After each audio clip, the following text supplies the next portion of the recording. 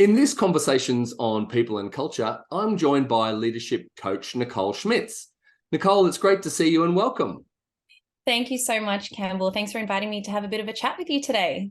Wonderful. And by way of introduction, can you tell us a little bit about what you do? Yes, so I am a certified leadership coach with an academic background in psychology and law, and I help senior corporate executives and entrepreneurs to find their leadership X factor, which is a holistic leadership transformation that goes through internal mindset, structured career planning, and external communication strategies, with the view of helping them to find and uncover their unique leadership X factor, which is to think, speak, and connect like highly charismatic thought leaders. And so one of the things that you focus on in your Leadership X Factor program is authentic leadership. And so I wonder, what are some of the things that you see that get in the way of leaders being able to be authentic?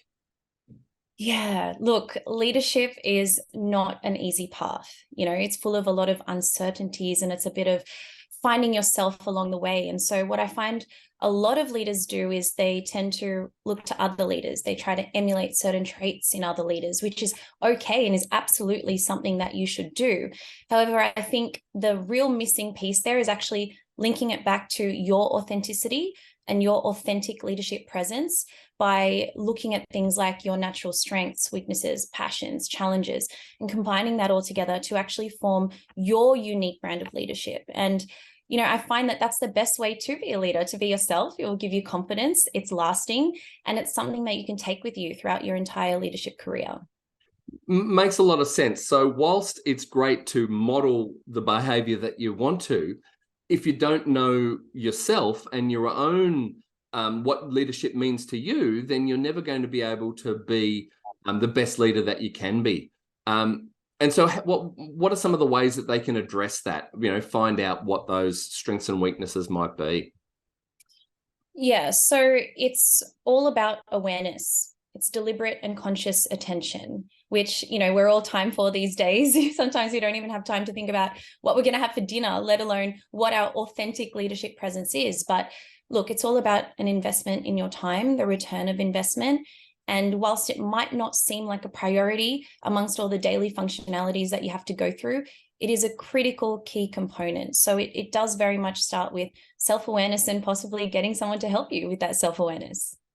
And that makes sense, and getting help. And I know that with your academic background, using analytical tools is a great way of finding the self. Is that something that you use and you find helpful in your coaching? Yeah, I mean, I use a lot of science-based structures and approaches, and I have developed my own scorecard, which is a series of 18 quick questions to help you not only identify key components of your authentic leadership presence, but, you're missing soft skills, where you are in your structured career development plan. It's that whole holistic, complete view. And it's only something that takes a few minutes and gives you a lot of insight. So if someone is struggling with any of these parts on their holistic leadership development journey, the scorecard would be a good place to start. The scorecard sounds like a great tool. And one of the things that you mentioned there was the leadership soft skills. Now, we recognize that soft skills are critical to good leadership. So you mentioned the scorecard is a series of questions and they just answer that and it will output a score, I guess. Is that how you do it? And then you can have a conversation with them and identify areas of opportunity? That's right. So there are 18 questions with 6 key categories, which represent the 6 principles that I go on through my holistic leadership development journey with my clients. So at the end, they do get a score. So it's low, medium, and high.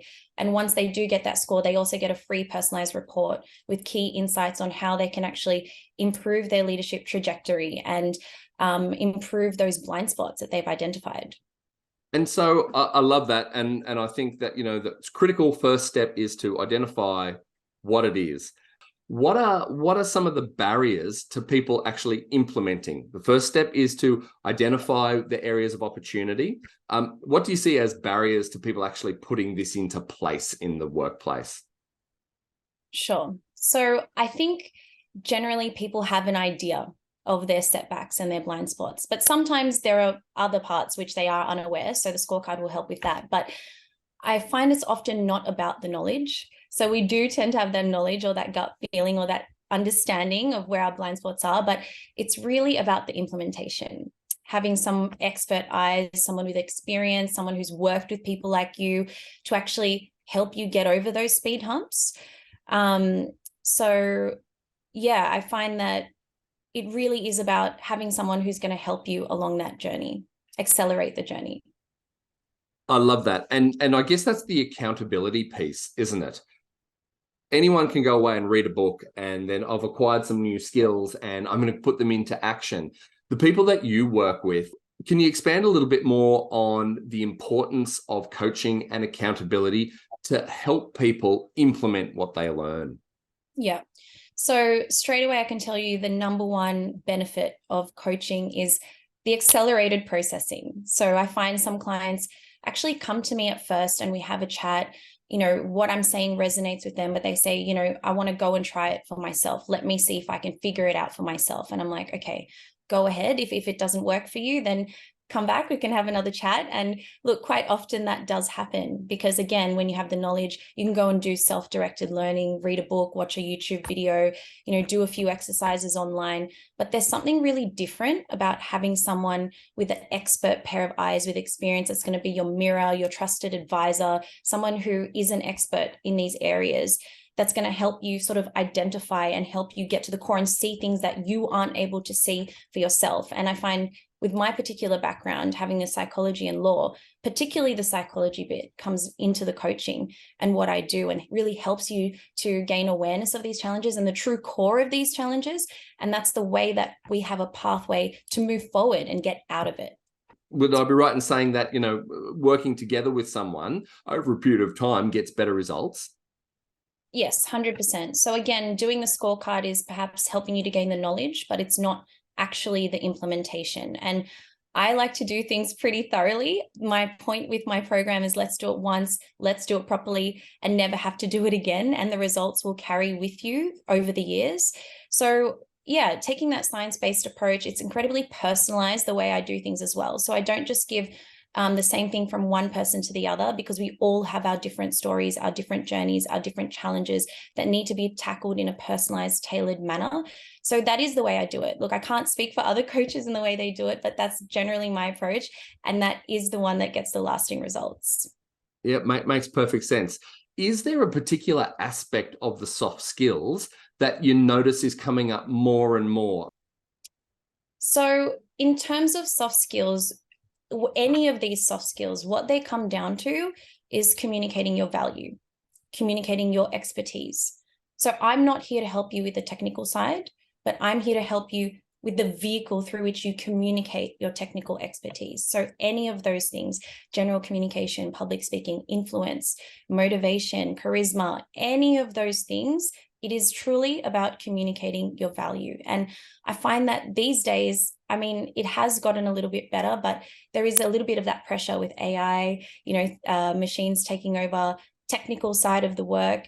But I find earlier on in a person's career, it really is about the technical side. Let me prove my capabilities. Let me prove that I'm worthy to step into a leadership position. But then it's within that transition that we need to learn to let go of some of that technical side. We're not going to forget about it. It's important to upskill and keep up to date, but we then have to, you know, balance that with the leadership soft skills. So sometimes I've noticed there is that struggle when you make that transition. It's sort of like that comfort zone, the safety blanket, the technical side. It's very straightforward, black and white, A plus B equals C. Then all of a sudden you enter the world of leadership and soft skills and everything's uncertain. You can't predict what the other person's going to say. So that is the challenge that I find my clients face. And that's something that I really try to help them with.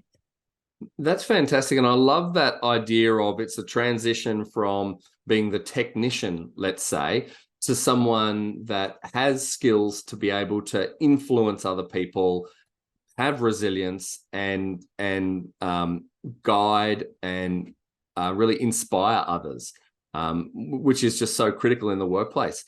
One of the things that you mentioned earlier, and I know is a focus of yours, is holistic leadership. Can you expand a little bit about what that means to you and what you see, how you can see that will help leaders in the workplace? Yes. So holistic leadership underpins my entire approach. And, my view is that we can't actually tackle a challenge or a blind spot or develop these skills by only looking at one part of a person. We need to address everything in its holistic form. So what I mean by that is, the internal mindset, what's going on in here? What are the switches that we need to flip? Before we get into some planning, hey, let's create that bridge. Before we go and jump in the deep end, how do we want to go about this? Let's be strategic. And then finally, the actual external communication strategies, because without this, it doesn't matter how much knowledge or technical expertise you have. If you don't know how to communicate it properly, your entire message is going to be lost. So that is how I approach things. That's how it creates that lasting change, that thorough approach that I was mentioning to you before. And it's more authentic. It just relates to everything that I do. It is a more authentic approach because I'm not giving you a band-aid approach. I'm actually creating sustainable, holistic leadership development practices that really work and really last. It makes sense. And I think also by taking that holistic approach, individuals need the skills to be able to make plans and write documents and create reviews and all these kind of things. However, it's the ability to communicate this to others, communicate effectively to others, that will allow the plan to be executed or to be successful. So, Nicole, one of the things that you really focus on is this transformational change, this leadership mastery. So, what's some of the feedback that the people that you work with might give you about implementing this change in the workplace, or the barriers that they might face? Yeah. So in terms of barriers towards implementation, the first thing I do is I don't throw them in the deep end. That's not how I do things. It can't be we do the theory 1-to-1 and then all of a sudden they're just thrown in with the sharks in the workplace, and then it's very overwhelming. So I like to add a middle step. I like to take incremental steps towards their development. So we would do a 1-to-1 session together. Then there would be a small group session with about 4 to 5 individuals where it would be a safeguarding space for them to actually practice and implement there. And then finally, they go into the workplace. And some of the interesting feedback that I get from some of my clients is, their colleagues like, who is this person? Who is this new person that has walked into the door? I don't recognize them. And, often they feel a little bit, conscious or worried. How is it going to be perceived? I've been one way for such a long time now. How can I now be something else? And, it's valid. I understand that. However, we all have a right to change and progress. It's a direction in which they want to move in. And I do sort of I sort of let them know that, yes, people are probably going to be surprised when they see the new you at first. It might be a little bit strange for the first few times, but it's not going to take long for them to get used to it and accept it. And in fact, I do have one client in mind right now who went through quite a big transformation in this sense. And now she's friends with everyone in the workplace and gets along with them. And I've gotten feedback and people have reached out to me across other large organizations who have heard of her transformation story and have been inspired by her story. So it can actually turn into a good thing. It's just that immediate little bit of discomfort in the beginning, but in the long run, it's going to work out for the best. By way of wrapping it all together, if there was one key takeaway that you could give to people that might be watching today, thinking about the rest of 2023, what might that be?